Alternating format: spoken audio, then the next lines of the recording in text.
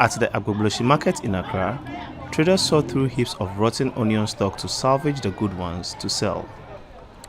Ghana imports about 70% of its onion from Niger and has been experiencing shortages since the West African Regional Bloc, ECOWAS, closed the borders around Niger following the July 26 coup that ousted President Mohamed Bazoum.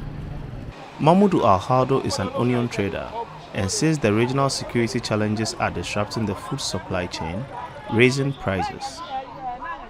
Before, when they take the onion from Niger, they can pass Burkina to Ghana. But because of jihadists, jihadists, there are many days, they are attacking the cars. So later, they are returning to Benin and enter Togo and come to Ghana. So about a few days ago, when the coup happened in Niger, and the Benin people too, they closed their borders. A 2022 report by the Global Network Against Food Crisis placed about 41 million people in West Africa and the Sahel region at risk of experiencing an acute food crisis or worse.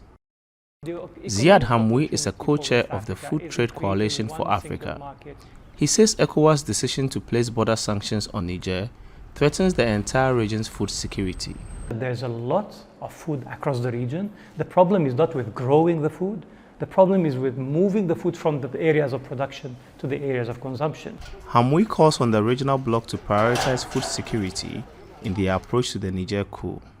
We have to start by examining the deficiencies in our regional agriculture value chains and to look at what really the problems are, to address these problems and to avoid the scenarios happening over and over again because of this nexus between security and economics and politics.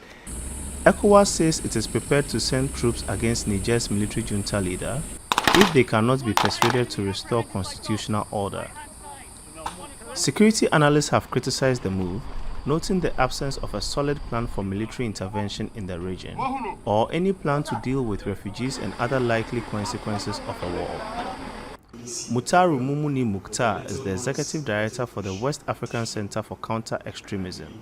He says Niger has existing challenges with violent extremism and ethnic conflicts that threaten the entire region. These things makes the country very vulnerable for any kind of military intervention. So when you intervene militarily without a blueprint for containing possible fallout from it, there's a tendency that vulnerable young people who are unemployed, jobless, frustrated, angry young people could be transformed into violent rebel-type groups in support of the coup leaders in the country. And that can have a huge impact on security in the sub-region. Advocates continue to urge ECOWAS to solve the Niger crisis diplomatically to avoid any economic and security catastrophe for all of West Africa. Senanu Tord for VOA News, Accra, Ghana.